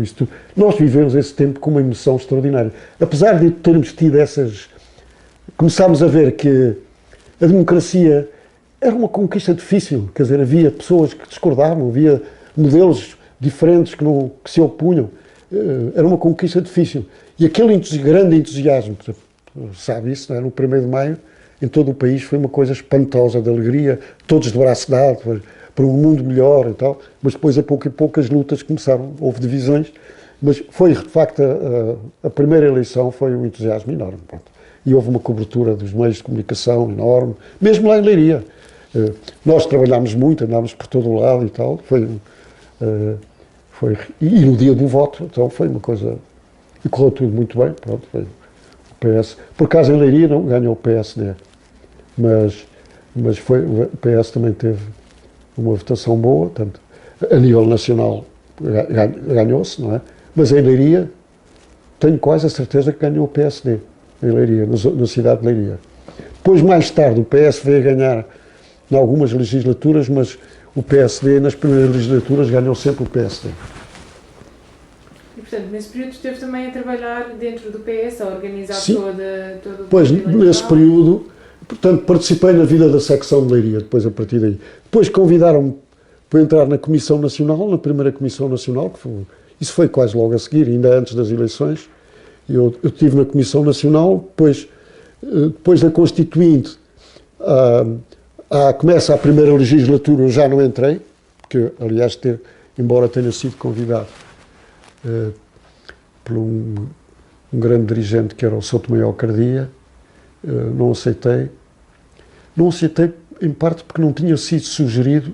Se ao princípio fui empurrado pelos órgãos locais, ao princípio, pronto, entretanto, naturalmente, haviam outras ambições e como eu não estava muito interessado, queria optar nitidamente pela profissão, eu não fui indicado para a primeira legislatura e, portanto, entretanto, da sede, não sei como, não sei se alguma voz de Leiria disse alguma coisa, um dia recebo um telefonema na fábrica do Souto Maior Cardia a convidar-me para entrar na primeira legislatura e eu disse, olha, não, eu primeiro disse, vou pensar, mas depois disse, não, eu vou optar pela minha vida profissional, porque aquilo de facto era intenso na indústria.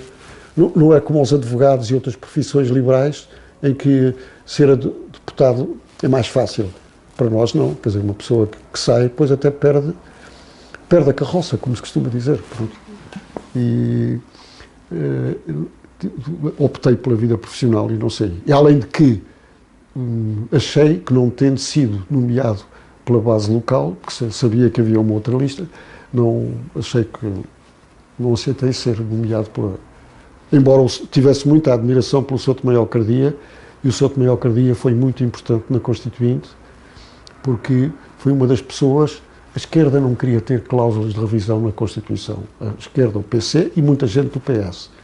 E ele foi importante em perceber e chamar a atenção, como aliás, a Constituição, como sabe, já foi revista 7 vezes, a última das quais em 2005, e ele, de facto, foi muito importante em conseguir que fosse aprovada a cláusula. E hoje existe a cláusula de revisão, mas deve-se muito na parte esquerda do hemiciclo, deve-se muito ao Souto Maior Cardia.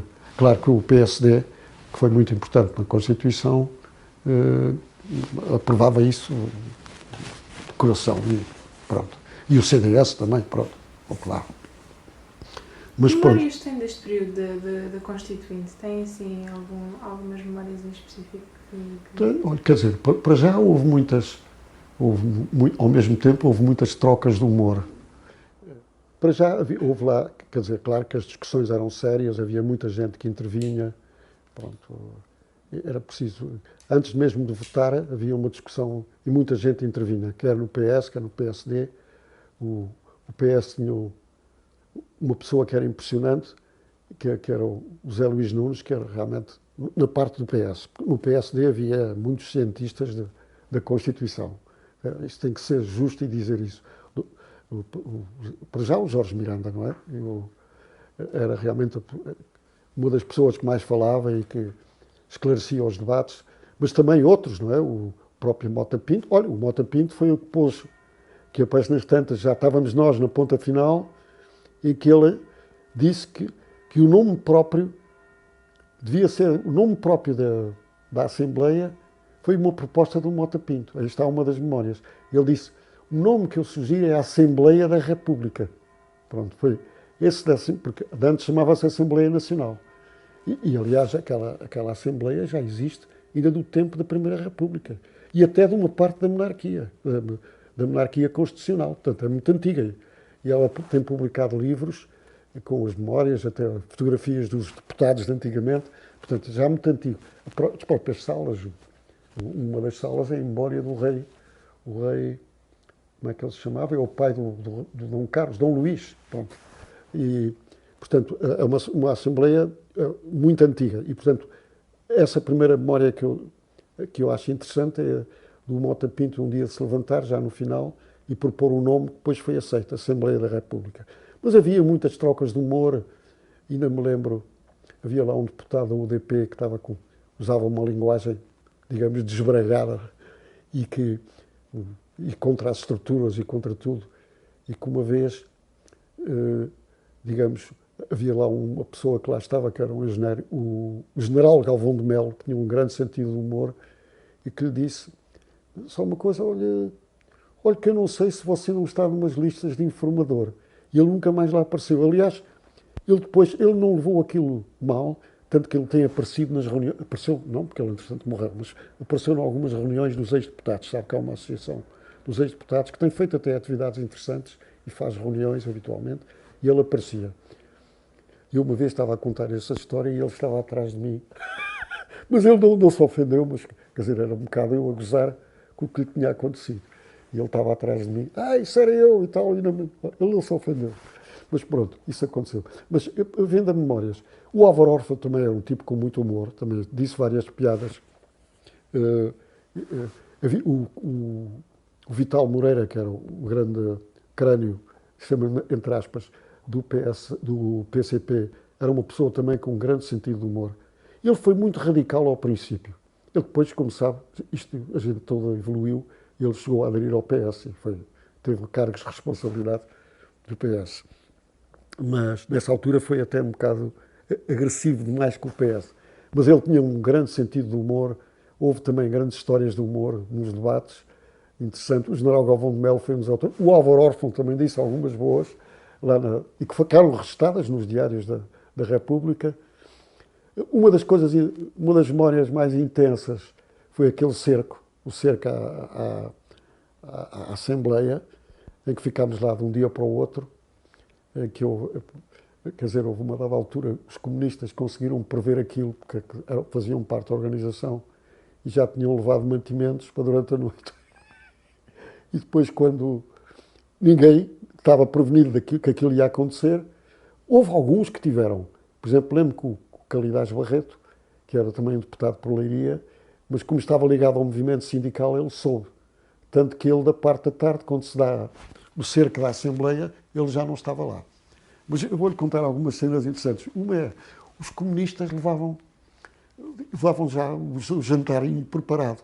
E soube-se que eles estavam na sua reunião e todos a comer e então, estavam já as pessoas cheias de fome, à 1 da manhã ou à meia-noite, e então houve uma espécie de invasão do gabinete, da sala, porque cada grupo tinha uma sala.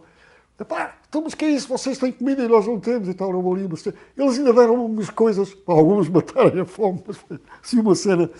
Uma coisa, eu como andava sempre cá e lá, eu não ia sempre à abertura, porque eu trabalhava na empresa e eu tinha-me comprometido com a administração, que eu ia para a Assembleia, mas que ia, por exemplo, ia da parte da tarde, nos dias-chave, ia lá. Então, eu cheguei lá, à Assembleia, já depois do almoço, e não sabia, eu nem sequer sabia que ia haver uma manifestação. E antes toda a gente deixava os carros naquela zona, depois, hoje já não, hoje há sítios próprios. Hoje aquilo é uma zona livre, nem se pode estacionar. Mas as pessoas deixavam os carros ali em frente, e ainda havia lá alguns carros, eu também deixei o meu.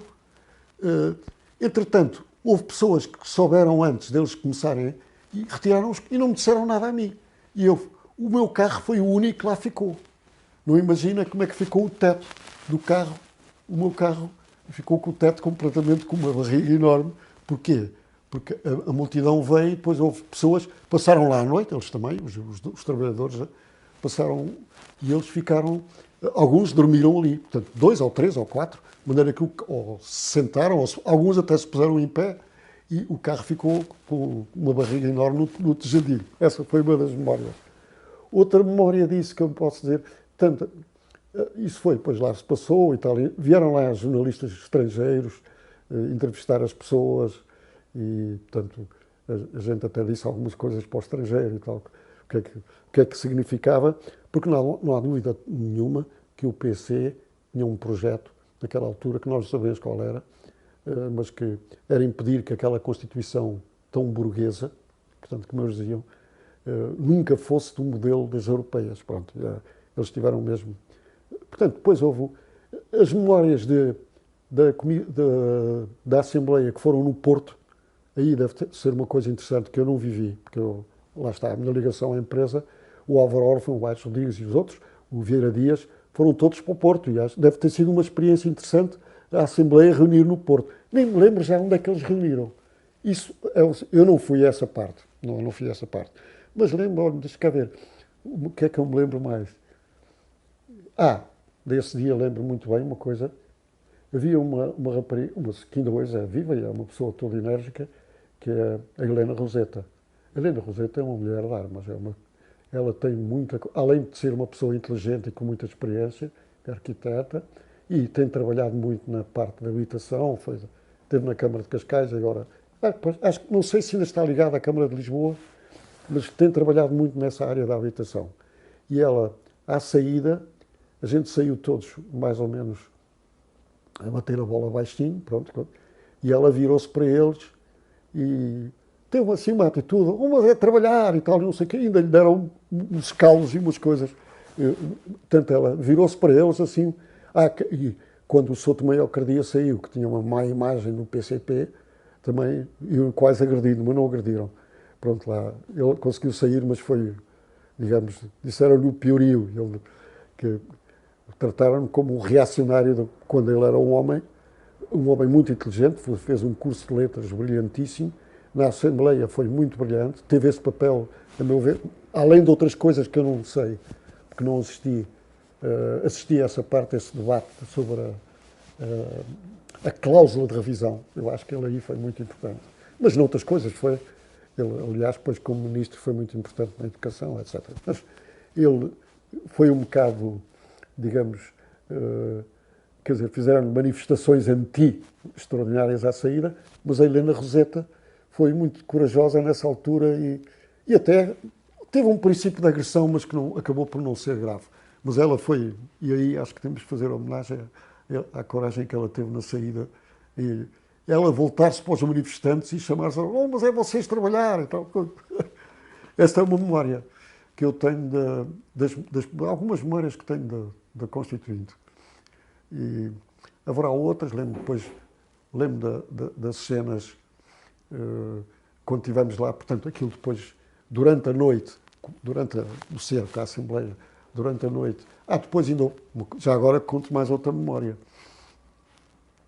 que é aquilo depois, aí a páginas tantas, não sei a que horas da tarde, a Assembleia interrompeu, viemos cá fora, houve um grupo, e inclusivamente o primeiro-ministro da altura, que era o Almirante Pinheiro de Azevedo, veio à varanda, estavam ali uma série de pessoas, um bocado a tentar dizer qualquer coisa, mas o Almirante Pinheiro, esta é uma memória curiosa, o Almirante Pinheiro de Azevedo era o primeiro-ministro, que estava lá, na Assembleia, ele depois saiu, como era o primeiro-ministro, acho que deixaram sair o carro em que ele estava, mas ele depois tentou-se dirigir à multidão e cada vez que ia começar a falar, falou a primeira vez, lá embaixo, abaixo o fascismo, abaixo o fascismo. E começou a primeira, começou a segunda, a terceira. Ele perde a cabeça e diz, perde a merda para o fascismo. E viu as costas e foi embora. Mas depois, enfim, felizmente entrou tudo num carreiro depois do 25 de novembro. As coisas entraram e a democracia pôde-se instalar e até os comunistas começaram a jogar o jogo da democracia, tiveram o seu grupo parlamentar e houve muita gente que se acomodou à democracia perfeitamente, sem problemas. Eu conheci alguns, eu até já tive uma reunião com aquele Silva, qualquer coisa Silva, que é um tipo muito aberto, até se formou em Sociologia e pronto, eles entraram no jogo da democracia. Mas esse período foi mau, não é? E eles tiveram um papel negativo nessa altura, é indiscutível. Também, a terminar, como eu estava a dizer, nós estamos a recolher estas memórias também no âmbito das comemorações dos 50 anos do 25 de Abril e eu gostaria que refletisse um pouco acerca do porque é que acha que é importante nós celebrarmos estes 50 anos, o que é que significa o 25 de Abril para si, um pouco de reflexão. Olha, eu acho que é importante porque de facto foi... portanto, do regime. Portugal era dos poucos regimes que ainda houve alguns regimes. Portanto, o regime do Salazar não aparece por acaso. A história... aliás, havia uma grande figura que... A memória... O Salazar vai buscar a sua identidade, além da educação que ele teve, académica e isso tudo, vai buscar um bocado às memórias que existem, às correntes que havia nesse tempo, dos anos 20 e 30, aliás, a Constituição é de 33, portanto, propriamente o regime, só temos que considerar, praticamente começa em 33 e não em 26. 26 é um regime, é uma ditadura em transição, uma ditadura militar em transição, e nem o Salazar teve grande poder nessa altura, era um ministro que se impôs na parte das finanças, mas ele vai buscar a inspiração à Itália, ao regime de Mussolini, mas também a um grande pensador francês de direita, anticomunista, porque o grande perigo que havia nesse tempo, que é o Maurras, não sei se era André, creio que sim, que era André Maurras, que era um homem da luta contra o perigo comunista, o materialismo marxista, leninista, portanto, leninista nessa altura, sim, Lenin ainda, pois, e que também teve raízes em Espanha, portanto, não é por acaso que aparece aqui. É claro que depois o Salazar transforma um pouco, embora inspirando-se na Constituição italiana, do Mussolini, de facto tenta dar outro rumo, a tal ideia do corporativismo, quer dizer, transformar a sociedade em corporações. Portanto, mas de qualquer maneira, quando se chega a 74, Portugal era quase Portugal e Espanha. Espanha até levou mais tempo a chegar. Era de facto um regime um bocado anacrónico e Portugal já tinha aderido a reuniões, digamos, a organizações europeias, onde Portugal era um regime assim um bocado anómalo. Pertenceu a uma associação, ainda não era a União Europeia, mas era uma associação que incluía a Inglaterra, não sei se algum país, agora não me lembro do nome dessa associação, porque havia a União Europeia, não era a União Europeia, havia, bem, mas digamos que era aquilo que foi depois a União Europeia, e havia um outro que era uma união apenas do tipo comercial, mas eu esqueci-me do nome, neste momento não me lembro, mas Portugal pertenceu a ela há vários anos. Portanto, tudo isso influencia uma nova maneira de viver em política, no sistema político, no sistema económico, no sistema social. E, de facto, foi muito importante o 25 de Abril. E até essa experiência de todos os anacronismos foram uma experiência, porque, de facto, as coisas não são oferecidas e não começam automaticamente. É preciso que o povo, mas também as instituições que se vão criando, lutem por uma organização como deve ser, segundo os cânones modernos, de uma democracia estabilizada. Portanto, essa experiência foi muito importante e era o caminho, de facto, para... É claro que a Constituição, ao princípio, tinha muitas marcas de esquerda, ainda hoje tem algumas, por exemplo, se a gente for ver como é que se chamam as palavras iniciais da Constituição, eu até tenho aqui isto, não sei se tenho, a gente vê aqui algumas coisas que hoje, pronto, aliás, a pessoa que o escreveu, mas, por exemplo,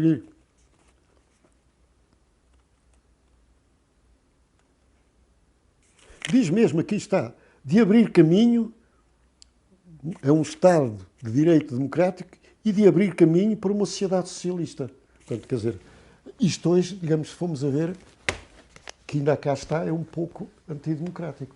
Porque o povo é que escreve, quer dizer, é claro que a pessoa que escreveu isto tinha a convicção profunda que o socialismo era a sociedade mais perfeita, portanto ele pôs aqui, temos que compreender porque é que ele fez isto. Hoje em dia, não, hoje em dia uma Constituição não pode dizer, tem que dizer é o caminhar por um desenvolvimento económico e social e depois, à medida, digamos, do desenvolvimento da política é que se sabe onde é que vai parar, mas por enquanto estamos em transição e aliás vê-se, como não obstante as ideias, se economicamente o país evolui, socialmente evoluiu, mas mesmo assim há muitos entraves nesse caminho e ainda hoje há muitas limitações e muitas carências, nomeadamente na saúde, na educação, etc, etc.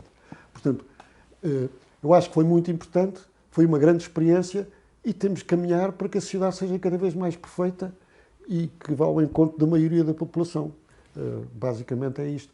E não pode ser uma coisa pré-definida e pré-destinada por alguns que pensam de uma determinada maneira, mesmo que eles estejam iluminados e julguem que é o melhor caminho, não podem impor aos outros, enquanto a massa maioritária da população não aceita o regime que vai evoluir. É isso. Portanto, eu acho que, em poucas palavras e simples, sem grande critério jurídico, e eu penso que é isso. Foi muito importante e ainda hoje é importante que se continue a desenvolver a democracia, embora hoje há quem conteste muito, mas eu não vejo outra maneira, que não sei. E eu acho que há um aspecto que se desenvolveu muito pouco e que é fundamental. Eu acho que é, cada vez as decisões e as realizações têm que se adequar ao nível mais perto da base. E a gente ainda está muito perto, digamos, o Estado ainda é muito centralizado. Quer dizer, isso foi uma luta. O último governo socialista estava a tentar. Porque há uma coisa que está na Constituição, mas que é complicado de estabelecer, por causa das diferenças culturais, que é a regionalização. Mas há um passo mais importante até que a regionalização, que é descentralizar o Estado. Quer dizer, sobretudo contando muito mais com as duas autarquias, onde realmente há uma maior proximidade, que é as freguesias, as juntas, as freguesias e as câmaras. Portanto, elas têm um papel mais importante numa série de... Estava-se a caminhar agora para isto. Não sei em que medida é que isto agora, realmente o PS estava a preparar, o Governo, uma descentralização. E podemos começar até por uma coisa que já existe desde os tempos primordiais, que são as regiões, as NUTs, chamadas as NUTs, que existem, estão a funcionar para certas coisas, mas se as autarquias tiverem poder nessas NUTs, que são organizadas por grandes regiões, sem ainda falar nas regiões administrativas, e se der mais poder de intervenção na educação, na saúde, enfim, numa série de questões, digamos, poder haver uma realização muito mais perto da base. Não ser, quer dizer, cada vez que começa o ano letivo, fica tudo concentrado na nomeação dos professores. Ora, isso pode ser feito de uma maneira muito mais centralizada. Muitas coisas da saúde, a mesma coisa, etc. Há muitas áreas onde tem que se descentralizar. E essa parte da democracia, que é o país estar muito mais descentralizado, está um bocadinho atrasada. Pronto, isto é uma das coisas que eu penso, e por aquilo que eu vou observando e que vou lendo, mas acho que foi fundamental e há muito a fazer e a continuar, é claro.